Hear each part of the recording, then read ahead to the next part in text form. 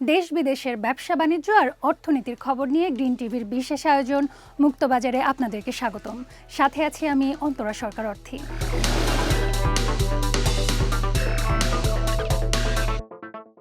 দেশি বিদেশি বিনিয়োগকারীদের আকৃষ্ট করতে প্রকল্প অনুমোদন প্রক্রিয়া সহজ করার নির্দেশ দিয়েছেন প্রধানমন্ত্রী তারেক রহমান। একই সঙ্গে দীর্ঘদিন ধরে বন্ধ থাকা সরকারি কলকারখানাগুলোতে যারা আন্তরিকভাবে বিনিয়োগ করতে চান তাদের প্রয়োজনীয় সহযোগিতা দেওয়ার আশ্বাসও দিয়েছেন তিনি। বাংলাদেশ সচিবালয়ে মন্ত্রী পরিষদ বিভাগে প্রধানমন্ত্রীর কার্যালয়ে অনুষ্ঠিত এক বৈঠকে তিনি এসব নির্দেশনা দেন। বস্ত্র ও পাট মন্ত্রণালয়ের আওতাধীন বন্ধ কলকারখানাগুলোর বর্তমান অবস্থা ও করণীয় বিষয় নিয়ে সংশ্লিষ্ট মন্ত্রণালয় এবং দপ্তরের কর্মকর্তাদের সঙ্গে বৈঠক অনুষ্ঠিত হয়। প্রধানমন্ত্রী বলেন, সরকার একটি বিনিয়োগ বান্ধব পরিবেশ গড়ে তুলতে প্রতিশ্রুতিবদ্ধ। এ লক্ষ্য অর্জনে বিনিয়োগ প্রক্রিয়ায় বিদ্যমান জটিলতা দূর করা জরুরি।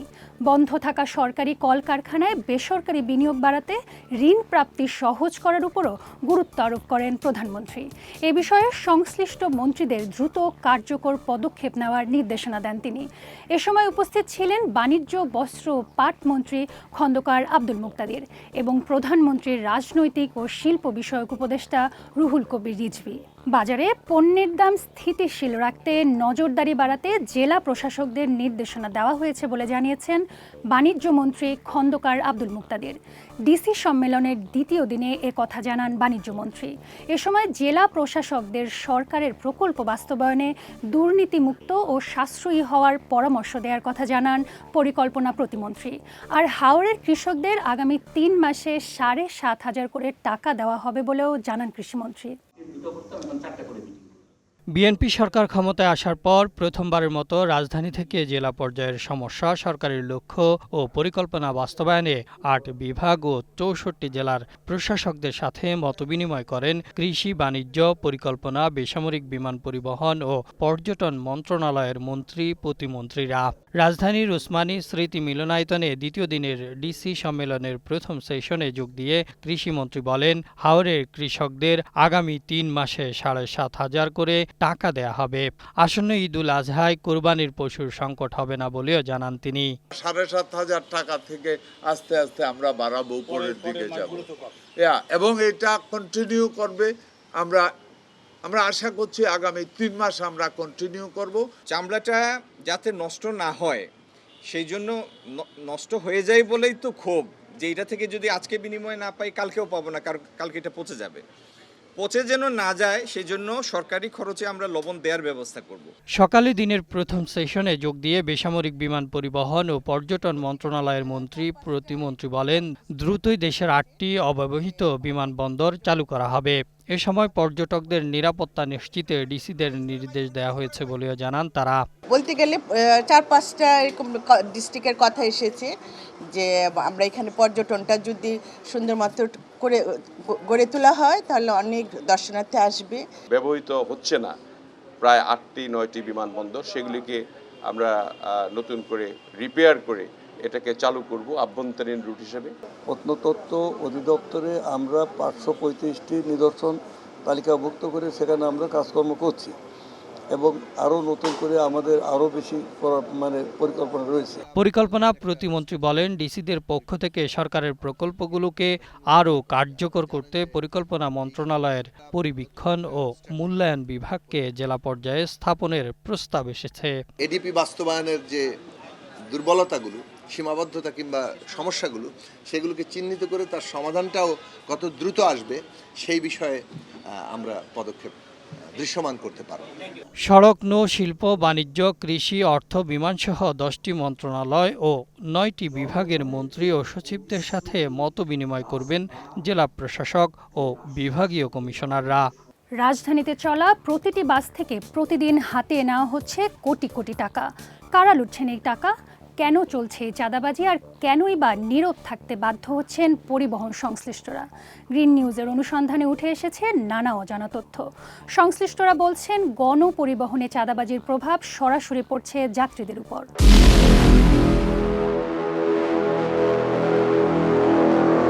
তারা জোর করে চাঁদা নেওয়ার চেষ্টা করছে, সেখানে কিন্তু আমরা অসহায় হয়ে যাই।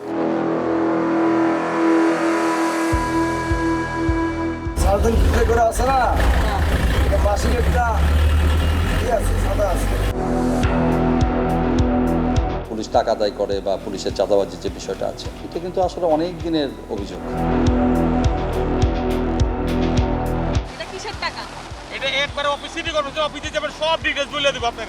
সিটি কর্পোরেশন কখনো বাস থেকে টাকা উঠায় না। কোনো স্ট্যান্ডে নয়, মহাসড়কের মাঝপথেই দাঁড় করানো হচ্ছে লোকাল থেকে দূরপাল্লা সব ধরনের বাস। কারো কাছ থেকে বেশি, কারো কাছ থেকে কম, যার কাছ থেকে যত টাকা নেওয়া যায় ততই যেন লাভে লাভ।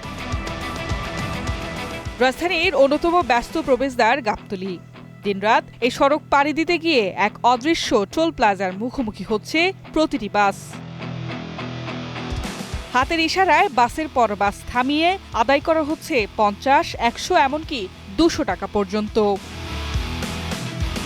গাবতলী ছাড়িয়ে কিছু দূর এগোলেও একই চিত্র। অঝড় বৃষ্টির মধ্যেও থামছে না চাঁদাবাজি। সড়কে দাঁড়িয়ে হাত তুলে বাস থামানোর পর নেওয়া হচ্ছে এই টাকা। এটা কিসের টাকা? এটা একবারে অফিসে যাবেন, সব ডিটেইলস বলে দেব আপনাকে, ওইখানে যান। অভিযোগের বিষয়ে জানতে চাইলে সিটি কর্পোরেশন বলছে, বাস স্ট্যান্ড ইজারা দেওয়া হলেও সড়কে চাঁদা আদায় তাদের দায়িত্ব নয়। সুনির্দিষ্ট তথ্য পেলে নেওয়া হবে কঠোর ব্যবস্থা। বাস থেকে চাঁদা আদায় করা সিটি কর্পোরেশনের দায়িত্ব না। কেউ যদি এটা করেও থাকে, আপনাদের কাছে তথ্য থাকে, আমাদেরকে জানাবেন, আমরা সেটা হয়তো বা কমপ্লেন করে আইনানুগ ব্যবস্থা গ্রহণ করতে পারবো। একই দৃশ্য মিরপুর 10 এলাকাতেও। মেট্রো রেলের নিচ দিয়ে যাতায়াত করা প্রায় প্রতিটি বাসকে গুনতে হচ্ছে এই অতিরিক্ত টাকা। এটা আমাদের বেতন। এটা হলো যে আমরা এই গাড়িগুড়ি খেদাই যাতে রোডঘাট না আটকাইতে পারে, আমরা কোম্পানির পক্ষ থেকে একজন লোক আছি। কালশী রোডের চিত্রটাও একই রকম। এখন প্রশ্ন অনেকগুলো, কারা নিচ্ছে এই টাকা আর কেনই বা দিতে বাধ্য হচ্ছেন পরিবহন শ্রমিকরা।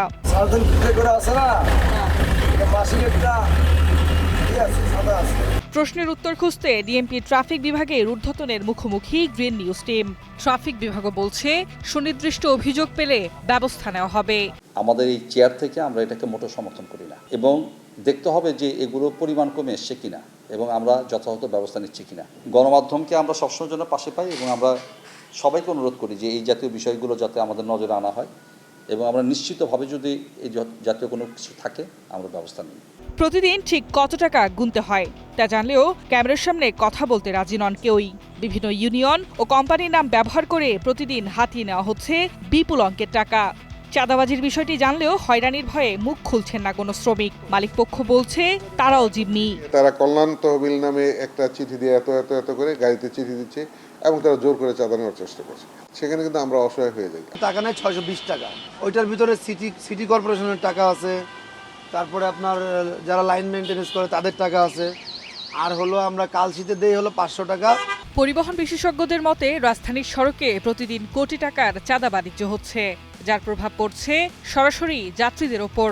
বাড়ছে ভাড়া, বাড়ছে ভোগান্তি। এই যে চাঁদাবাজি হচ্ছে, যে অতিরিক্ত পয়সা একটা দুষ্ট চক্র যে নিয়ে নিচ্ছে, এটার চাপটা কিন্তু আসলে ভোক্তা পর্যায়ে পড়বে।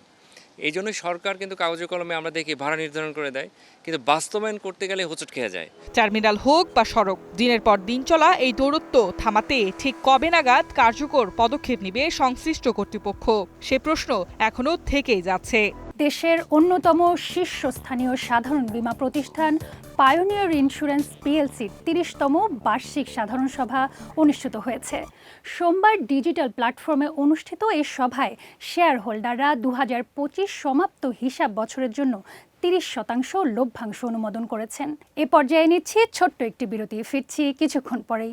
সে পর্যন্ত গ্রিন টেলিভিশনের সঙ্গেই থাকুন। দর্শক, বিরতির পর আবারও স্বাগত মুক্তবাজারে। 2 মাসের সরকারি নিষেধাজ্ঞা শেষে চাঁদপুরে পদ্মা মেঘনা নদীতে আবারও শুরু হয়েছে রূপালী ইলিশ শিকার। তবে দীর্ঘ প্রতীক্ষার পর জাল ফেললেও কাঙ্ক্ষিত মাছ না পেয়ে হতাশ জেলেরা। অন্যদিকে দেশের অন্যতম বড় মৎস্য অবতরণ কেন্দ্র চাঁদপুর ঘাটে আকাশ ছোঁয়া দামে বিক্রি হচ্ছে ইলিশ। এতে ক্ষোভ জানিয়েছেন ক্রেতারা। পদ্মা মেঘনা রূপালী ঝিলিক আর জেলেদের কর্মব্যস্ততা। 2 মাস জাটকা রক্ষা অভিযান শেষে আবারও প্রাণ ফিরে পেয়েছে চাঁদপুরের নদী তীরবর্তী জনপদ। মার্চ এপ্রিল নিষেধাজ্ঞার সময়টুকু পার করে বুক ভরা আশা নিয়ে মাঝ নদীতে জাল ফেলেছিলেন জেলেরা। কিন্তু প্রথম দিনেই কপালে চিন্তার ভাঁজ। তেলের দাম বৃদ্ধি আর ঋণের বোঝা মাথায় নিয়ে নদীতে নামলেও জালে মিলছে না পর্যাপ্ত ইলিশ।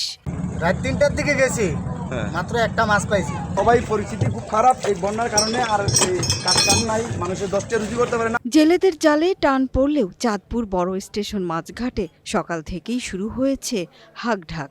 তবে আমদানির পরিমাণ বেশ কম। এদিন ঘাটে মাত্র 100 থেকে 150 মণ ইলিশ সরবরাহ হয়েছে। ফলে দাম নিয়ে ঠেকেছে আকাশচুম্বী। বাজারে 1 কেজি ওজনের ইলিশ বিক্রি হচ্ছে 2800 থেকে 3000 টাকায়।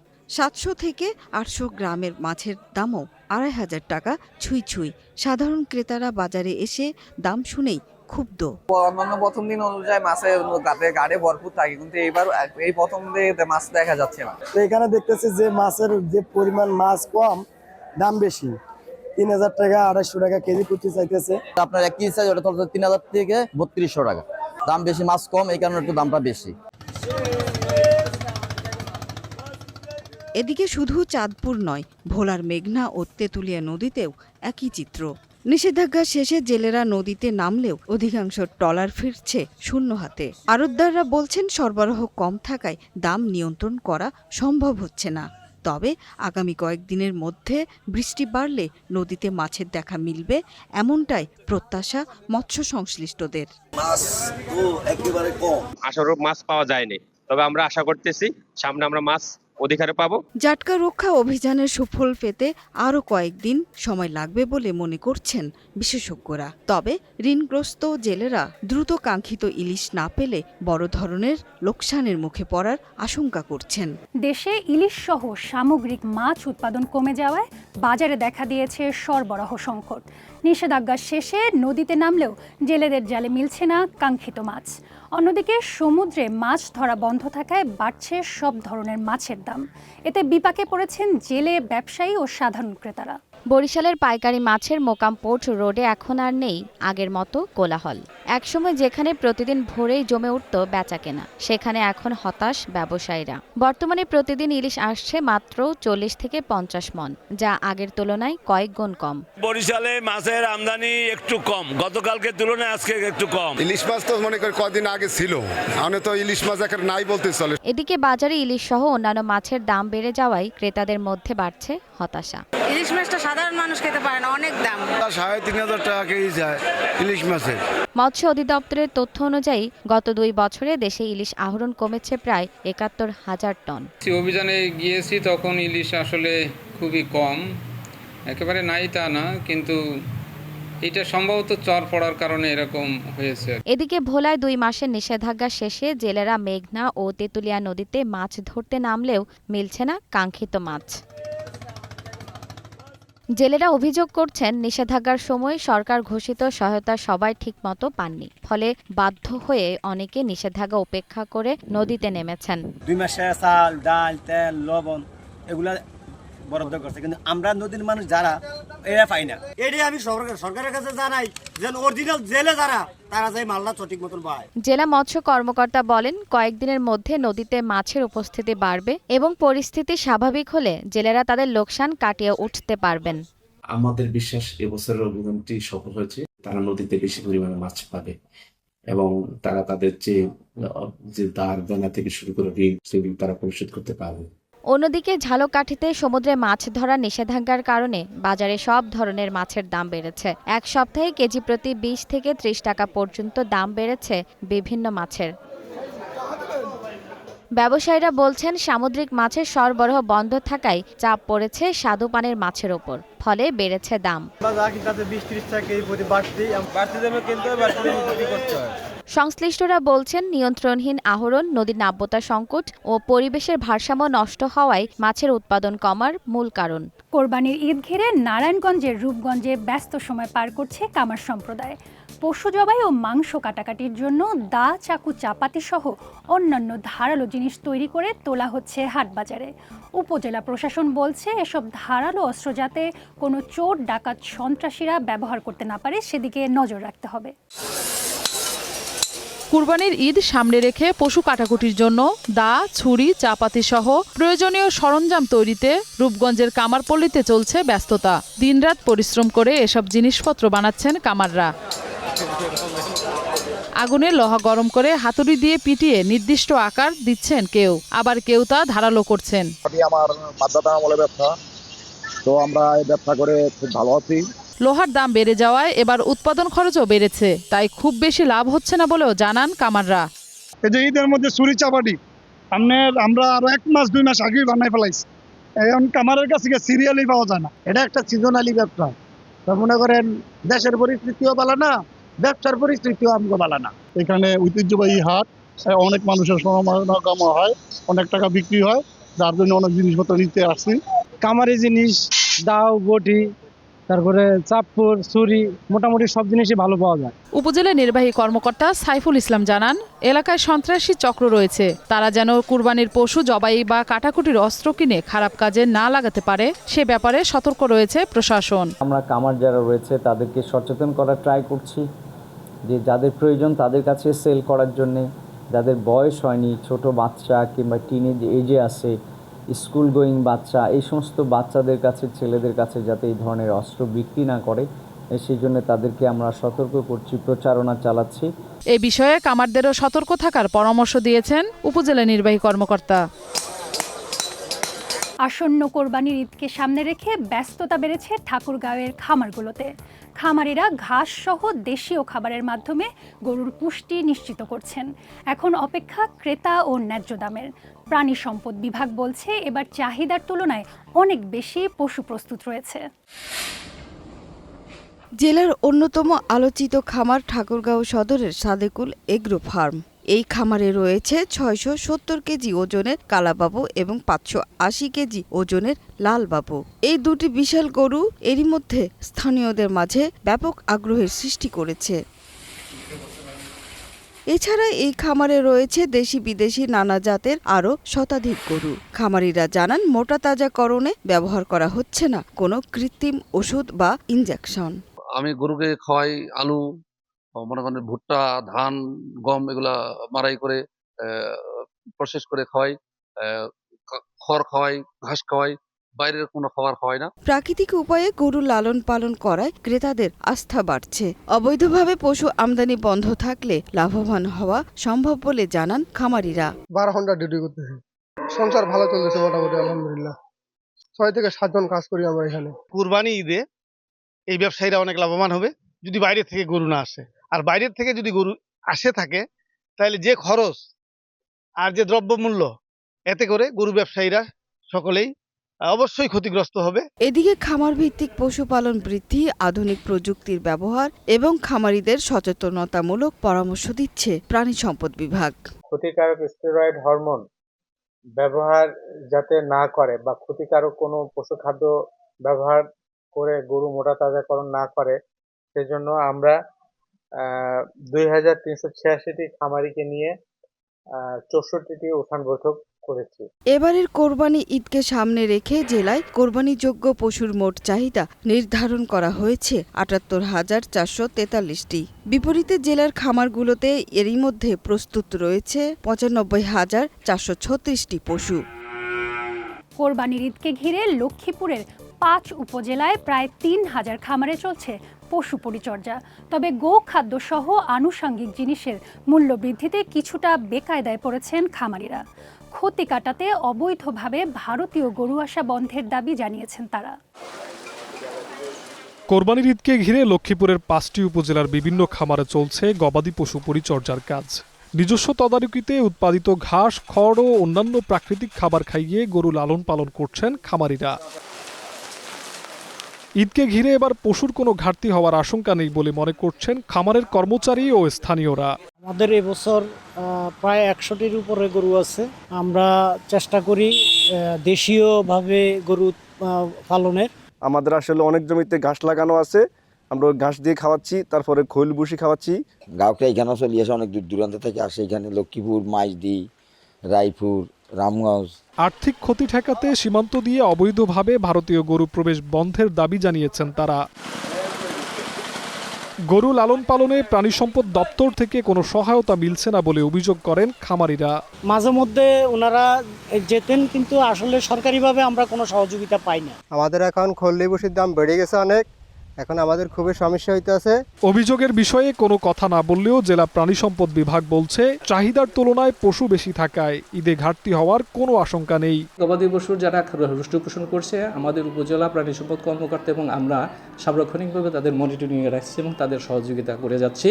আর দেশের বাইরের থেকে আমাদের দেশে কোনো গবাদি পশু ঢুকবে না, এই জন্য আমাদের প্রাণী সম্পদ অধিদপ্তরের পক্ষ থেকে কড়া নজরদারি আছে। এবছর জেলায় 89,215টি পশুর চাহিদা থাকলেও লালন পালন করা হচ্ছে 95,477টি।